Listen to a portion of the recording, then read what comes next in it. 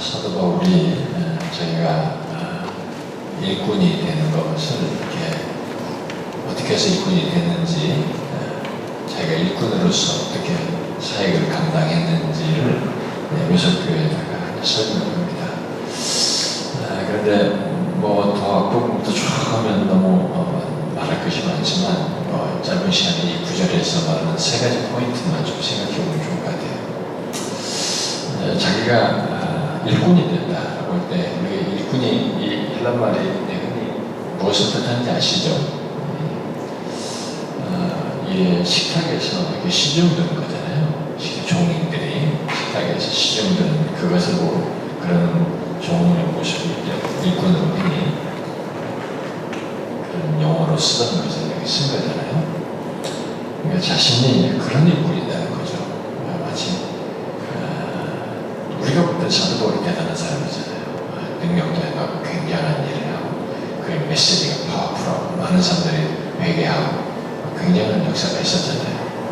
이런 사람이 자기를 그런 사람으로 치고, 그러니까 좀 더 이렇게 높아지거나 불림하거나 이게 막 뻗대는 이런 모습이 아닌 거죠.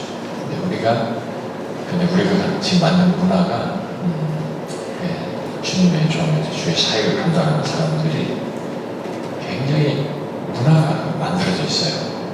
높아져 있어요. 밖에서는 안 그렇지만 교회 가면 높아져 있어요. 성도들 앞에서 높아져 있어요. 그리고 많은 사람이 교회 안에는 하이라키 구조가 있고 말이죠. 쫙 목사 밑에 쫙 장로 권사 친구들이 같이 계급 체계처럼 있고, 또 부교육자들은 목사한테 막 하고 막 이렇게 하는. 근데 그게 몸에 배워가지고 부교육자들도 목사님은 물론 존경을 해야죠. 우리가 예의가 없으면 안 되잖아요. 기본적으로 예의는 지키고 성도이기도 하고 우리가 예의를 지켜야 되는데, 우리 부교육자들도 생존을 위한 건지 아니면 이 교회 분투 때문인지 막 가서 목사님과 막 사역을 해. 차야 된다는.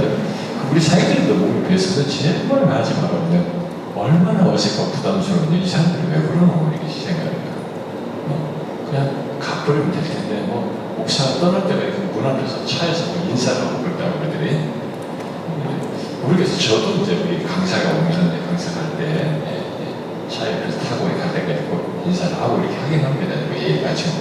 그게 아니라 우리들이 문화가 만들어진 분위기가 그런 분위기가 있는 거예요. 누가 식탁에서 그 시종들로 말해서 주인을 이렇게 식탁 서빙하는 그런 종 같은 모습이라고 하셨습니다. 오늘 우리들의 이 목회자들, 주의 사역을 감당하는 사람들이 어느새 우리가 그런 모습이 없어졌어요. 밑에서 섬긴다는 이게 없어졌어요.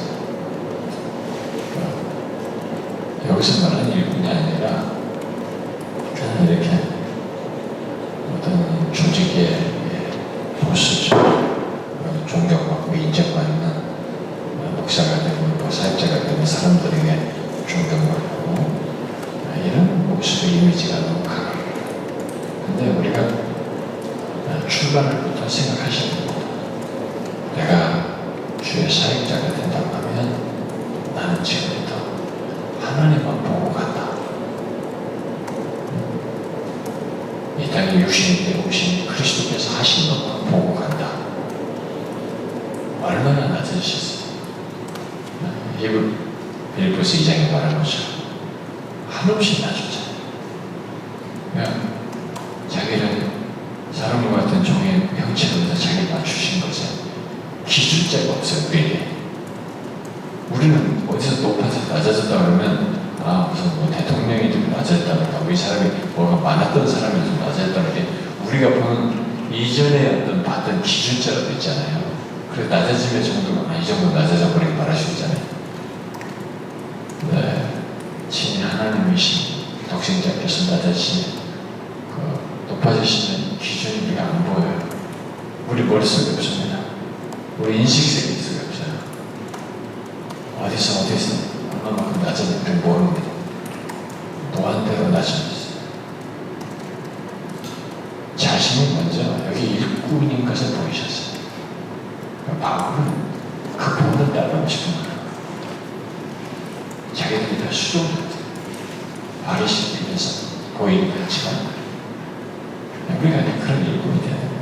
근데 이런 일꾼이 되려면 어렵지만 기본이 뭐냐면 외적인 액션이 아니고 중심에서부터 겸손과 습이어야 돼요. 이게 기본이 겸손이에요. 겸손과 습. 근데 제가 지금까지 노래를 부르거든요. 겸손. 내 자신에게 제일 안 돼요. 나는 뭐 아우스티누스나 이런 사람들이 없은 선배들이 나오고 다 첫째도 겸손, 둘째도 겸손. 이게 무슨 설교에서 하도 많이 들었는데도 이게 나이가 먹고 살아보니까 절절하게 와요. 그게 겸손해야되는 것은 상품적으로 강조했나 보다 했는데 그게 아니더라고요. 처음부터 둘째도 셋째도 겸손이 이게 답이에요. 우리 사역 속에서 또 신자의 삶에서. 근데 그게 어려워요. 진짜 어렵습니다. 조금만 잘한 거 있으면 분명히 하나님께서 은혜 주셔가지고 뭔가 일어난 일인데도 내가 잘했다고 생각해요. 내가 영국이다. 본 말씀을 자제하고 남들과 다른 인사이트를 가지고 뭔가 했다고 생각하는 거예요. 끝없이 따라오게 돼요. 심지어 결혼한 사람들은 자기 와이프에게도 인정받고 싶어요. 거기서 인정받으면서 내가 잘했지? 라는 이 높아짐을 한번 딱 받고 싶은 거야. 거기에 만족하고 싶은 거야. 쉽지 않아요. 근데 여기 일본은 기본이 겸손이에요. 우리 주님이 그러셨어요. 무한대로 낮아지셨어요. 우리를 섬기셨어요. 나 같은 죄인을 위해서 그렇게 하신다. 있을 수가 없어. 믿을 수가 없어. 나같이 이렇게 죄 구렁텅이에서 죄가 솟구치는 죄성을 가지고 살아온 인간을 나 같은 죄인을 구원하겠다고 죄를 주시니까 하나님 무한대로 나셔서 마치 식탁에 수종들인 것 이상한 발을 씻기시면서 자기를 낮추시는 거야. 죽기까지 목적하면서. 바울이 말하는 일꾼은 그겁니다. 그 표현을 방대 쓰는 표현을 썼지만 이 사람에게는 바로 그 예수 그리스도야. 그래서 빌립보 3장에서 자기 고백을 할 때 내가 살든지 죽든지 내 몸에서 그리스도가 존귀되기 원한다고 하면서 내가 배설물로 여긴다, 귀한 것으로 여긴다, 모든 배설물로 여긴다. 어찌하든 내가 그리스도를 알고 담고자 하니 그리스도를 따라가고 싶다 하면서 죽기까지 주님을 본받고 싶어요. 그게 3장의 고백인데 절절합니다. 그 내용 원어를 다 헤아려보면 아주 절절해요. 그 원어와 함께 시제를 다 분석해보면 이 사람이 얼마나 주님을 담고 주님을 따라가고 싶은 거지. 그거예요. 마지막 죽는 것까지도 주님을 담고 싶은 거예요. 낮아지면 겸손해서는 안 되는 거예요. 근데 물론 저는 그냥 계속 씨름만 하고 있을 뿐입니다. 저도 안 돼가지고 너무 괴롭습니다. 합선배님의 선배들의 그런 고백이 갈수록 절절하게 공감돼요. 쉽지 않아요. 내 일꾼은 일 잘하는 게 아니에요. 이 세상에서 일 잘하는 능력이거든요. 내 능력 발휘해서 일 잘했다는 칭찬 듣는 사람이 성경이 말하는 일꾼이 아닙니다. 성경이 말하는 일꾼은 그런 사람이에요. 주님을 알아보면서 낮아져 있는 거예요. 다른 사람과. 한 사람의 영혼을 구원하려고. 한 사람의 영혼을 신축시키지 않으려고. 그걸 하는 거예요.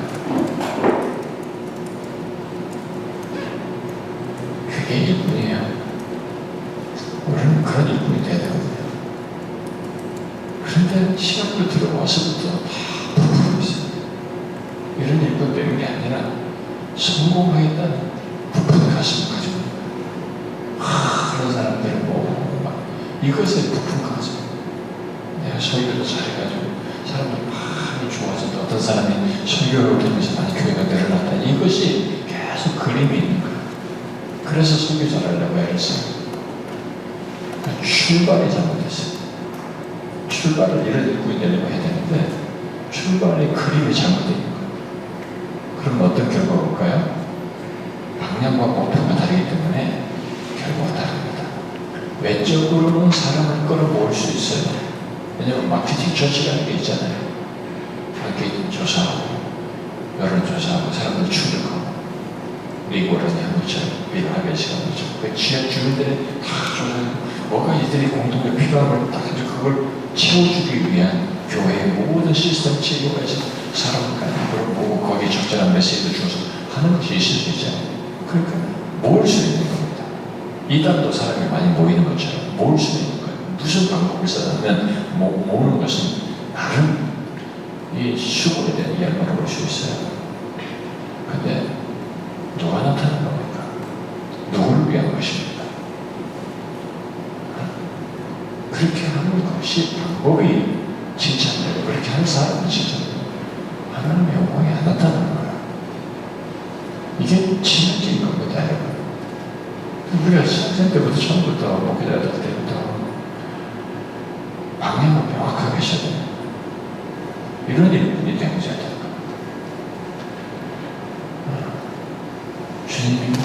주님이 가셨던 것 같은 그 길을 가는 일꾼인 거죠. 바울이 그랬던 거죠. 저는 우리들이 그래야 된다고 생각합니다. 여러분들이 어쩌다가 이 청교추 동아리에 함께 하게 되는지 하나님의 성령 가운데 있게 됐겠습니다만은 여기는 야 무슨 기독교 동아리 그런 게 아니고 이런 것에 대한 고민과 씨름이에요. 다 부족해요 우리 목사들이. 그렇지만 어떻게 하면 좀 그래 볼까? 하나님이 원하시는 그런 종으로서 사역자로서 살아볼까? 그런 교회를 전쟁을 세울까? 실현하기 위한 것이 추구예요, 추구. 여기에 하나님 은혜를 주셔야 하는 것이죠. 그래서 저는 여러분들이 처음부터 이런 일꾼이 되기만 좋겠다. 네, 그 일꾼의 특징, 그 일꾼의 특징이 뭐냐면 그 일꾼에게 있는 사실도 뭐냐면 이 일꾼은 이런 일꾼은 내 능력 넘어선 일이 일어납니다. 자, 근데 이런 일꾼은요 처음 출발부터 다릅니다. 아무나 되는 게 아니거든요. 노력 며칠 하는 거 되는 게 아니에요. 바울이 얘기합니다. 자기가 이런 일꾼이 얘기하는데 일꾼이 되었다고 할 때 이 일꾼이 어떻게 일꾼이 되냐면 내게 주신 하나님의 은혜의 선물을 따라서 이런 일꾼이 됩니다. 두 번째 포인트, 그냥 자기가 결정하고 내가 열심히 해봐야지 하는 게 아니고 하나님의 은혜의 선물을 따라서 된 겁니다. 자기는 회복자였어요. 박해자였어요. 그런 인간, 추한 인간, 심판하셔야 할 인간, 싹도 안 보이고 그럴 가능성도 없었고 세상적으로는 가말리엘 문에서 나름 지식을 가지고 그 계통에서 성공했을지는 모르지만 주님의 일을 할 일꾼은 아니었던 거예요. 그런 자격도 안 되는 자신은 하나님이 선물을 주세요. 은혜의 선물. 자기에게 이렇게 일꾼되었다고 한 것이 하나님의 큰 은혜에게 선물이 되는 거예요. 이게 출발입니다. 이게 성경이 말하는 일꾼의 출발이에요. 은혜가 있어요. 은혜로서 출발하는 거예요. 하나님의 은혜. 한번 생각해 보세요. 여러분들이 이런 사역을 할 때, 처음에 출발할 때 이런 동력이 모든 것을 내가 이 길을 갈 수밖에 없고 가게 되는 것에 여러분 안에 그 첫 출발의 역사한 게 뭡니까? 하나님의 이런 것인데 그분의 은혜입니까? 무엇이 은혜이냐? 어떻게 하나님이 같은 자를 부르셨지? 아무리 생각해도 하나님의 은혜를 받기 말고 못하는 거야. 그래서 나를 바라고 싶지 않아. 나를 드러내고 싶지도 않고 그럴 필요도 없고 이 은혜 때문에 나의 잘나가고 뭘 치장하고 싶지도 않아요. 출발부터가 나는 안 되는 사람이거든. 자격이 안 되는 사람. 근데 이 영광스러운 주님의 사역을 하도록 나 같은 자를 부르셨는 거예요. 은혜입니다. 이런 큰 은혜에 자기가 다른 걸 생각할 수 없는 거예요. 이 사람이 평생 생각하고 평생 나는 하나님의 은혜를 선물로 된 사람이야. 자기의 모든 존재와 삶을 생각하면 하나님의 은혜를 가지고 자기를 설명을 못하는 거예요. 자기를 못 드러내는 거예요. 이게 일꾼으로 그러면 감당하는데 중요한 출발점은 밑거름에 있어요. 보십시오. 다른 것을 여러분들 많이 보기 전에 나 같은 자를 이렇게 불쌍히 여기시고 주신 하나님의 은혜가 절절한지 보세요. 절절한 공부를 하면서도 또 내가 죄가 있어도 어떤 일을 하면서도 뭘 하든지 어떻게 나한테 이런 은혜를 주셨을까? 하나님의 선물이 너무 크다. 이런 것이 생각이 되는지 인정이 되는지 한번 생각해 보세요. 그래야 된다고 저는 보아요. 그러면요 묘합니다. 이 은혜 때문에 힘이 나요. 나는 부족한데 거기서 감사함으로 뭐든지 할 것 같아요. 뭐든지 주께서 원하시고 부르시면 감당하고 싶어요. 그 원함이 생겨요. 진실한 원함이 생기는 거예요. 그러고 싶은 마음이 생기는 거예요. 그게 두 번째 포인트, 일꾼에서. 중요한 사실.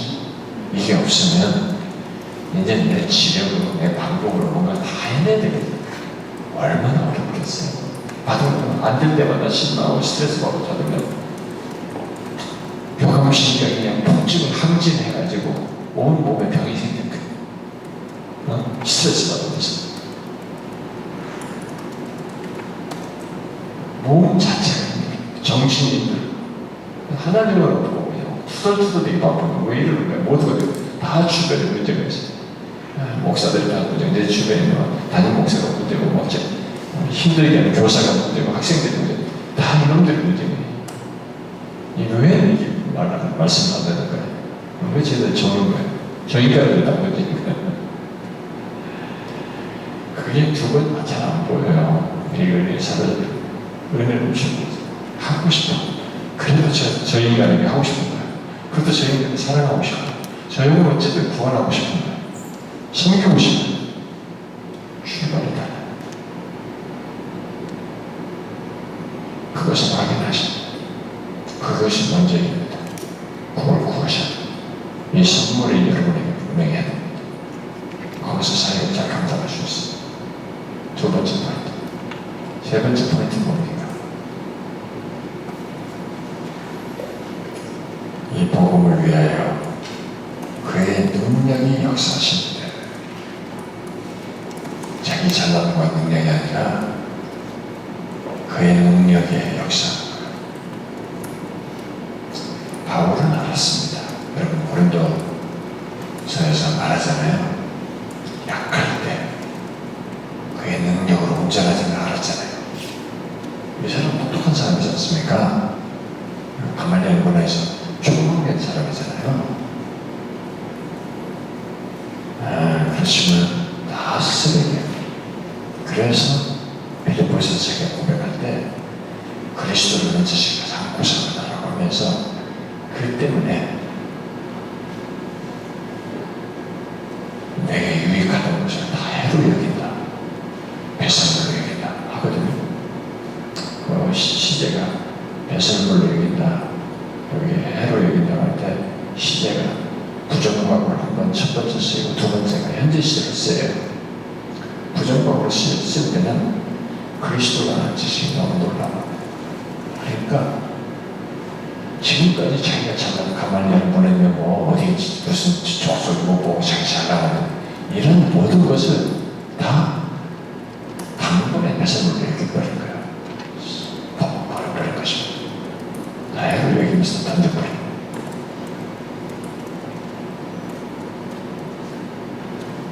거기서 끝나지 않아요.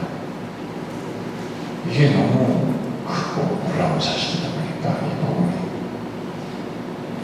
현재 시대에 또 얘기해요. 이 주님을 알고 섬기고 살아가는 사역하는 것에 주님에 대해서 경쟁이 될 만한 모든 것을 또한 현재 시제로 버리는 거예요. 해를 부정과 현재 시제 두 번 얘기해요.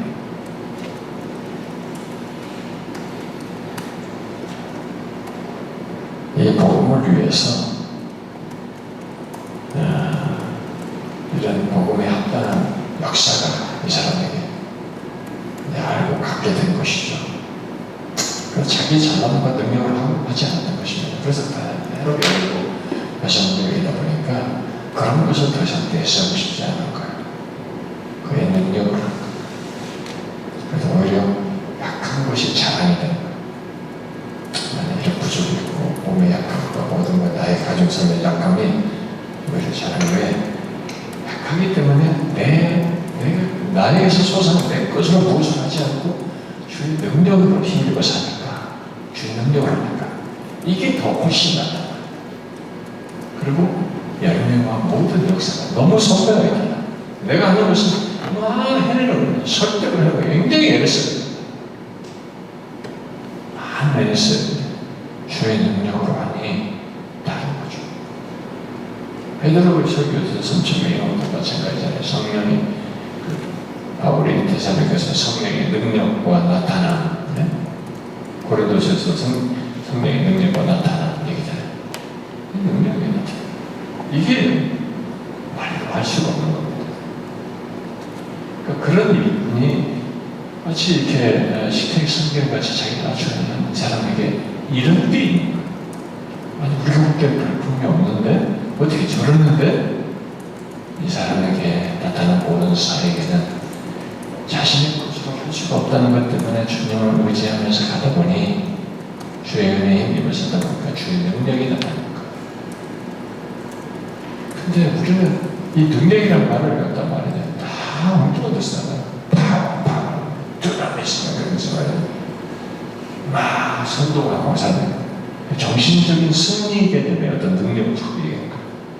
아니면 뭐 인사체험 뭐 이런 걸로 그런 것들 감각적으로 하는 거예요. 이렇게 사역하고 고난받고 힘들면서도 약함 속에서 나타나는 복음의 능력으로 사람들을 구원하는 데 있어 나타나는 이 능력이었어요. 가장 힘든 게 뭐냐면 사람의 인격을 승복시키는 인간 자존심 안 꺾인단 말이에요. 성질이 있고 죄성이기 때문에 안 꺾인단 말이에요. 그러니까 인간이 무력으로도 안 꺾이는 것이고 무엇으로도 안 꺾이는 그 인간 자아가 몇십 년 모은 자아가 하나님의 능력으로 이 복음을 듣는 영혼이 무너지는 거예요. 이거야말로 가장 강력한 능력이잖아요. 수많은 사람들이 복음을 듣고 우성에서 보이는 사람들 이 능력인 것입니다. 이런 능력을 우리가 힘내는 그런 일꾼이 해야 되는 겁니다. 자신을 무엇으로 이 주의 사역을 감당하는 일꾼이 아닌 거예요. 그러니까 항상 조그만한 사역 하나 하더라도 막 익숙한 거 나의 잘나보고 한 게 아니라 단 한 번 이번 주에 한 번에 어린아이들이 설교를 또 이번 주에 또 뭘 주의 사역은 항상 약간의 기본적으로 두렵고 떨림이 있는 거예요. 하나님 은혜 주셔야 돼요. 주의 능력으로 그것이 아니면 안 됩니다. 항상 주님을 찾게 되고 의지할 수밖에 없는 거예요. 이 능력을 해야 됩니다. 나의 무엇이 아니라 그게 그래서 거기서 우리의 방편으로서 기도가 필요한 겁니다. 하나님 도와주세요. 주의 능력을 아니면 못합니다. 이게 필요해서 항상 기도할 수밖에 없어요. 네? 여러분들은 이 좋은 어떤 면에서 영광스러운 주의 사역의 출발점에 들어섰습니다. 근데 출발점에 이런 일꾼이 되길 원하십니다. 이걸 구하셔야 돼요. 출발점이죠. 엉뚱한 것에 건너들면 안 됩니다. 진짜 주변에서 막 근데 시학생 때 뭐 주변 야 이렇게 좋아 뭐 이렇게 되면 허풍스러운 얘기가 성공이야 이렇게 하면 안 돼 저렇게 하면 안 돼 그렇게 해도 되겠어 뭐 이런 게 방법적인 거고 누가 성공한 사례들 뭐 어떤 스펙 그 다음에 코스 뭐 다 얘기하는 거 그런데 귀를 닫으십시오. 그냥 바울 주님을 따라갔던 바울 같은 사람 이 하나님의 이런 말씀을 자기 앞에 두고 그 말씀을 따라가고자 하십시오. 그래도 유혹을 많이 받을 겁니다. 쉽지 않습니다. 현실이 막강해서 어떤 순간은 내가 마음을 가졌어도 기울어요. 그쪽으로 다시 갑니다. 제가 그런 생각 많이 해봤거든요. 목사님 저 진짜 이제 뭘 알았으면 좀 이렇게 가고 싶은데 막상 사역을 가서 오래 못 버텨요. 그냥 현실에 젖어 살아요. 자식도 있고 아내도 있고 살아야 되는데 안 되는 거예요. 여러분 출발부터 부탁하셔도 이런 인물이 되셔야 돼요. 구하셔야 됩니다. 원한만으로도 안 돼요. 주의 은혜가 필요합니다. 주의 도우심이 필요해요. 우리 청교주의 동아리에 계신 여러분들은 처음부터 그런 마음으로 신실한 종으로서 주님이 기뻐하시는 교회, 그런 참된 교회를 세우는 사역자, 주의 일꾼이 되기를 구하면서 앞으로 한 걸음 한 걸음 나아가시면 좋겠고 주님께서 여러분을 진짜 긴히 이런 일꾼으로 세우셔서 사용해 주시고 그리하여서 우리 개개인이 나의 장난, 내 사역의 성공, 내 교회가 뭐 어떻게 됐다는 등 사람이 많아졌다는 등 어떻다는 등 이게 아니라 그렇게 충실하게 사역해서 이 모든 것을 가능케 하신 하나님을 높이고 그의 이름과 영광을 드러내는 그런 일꾼이고 종으로 세워지면 좋겠어요.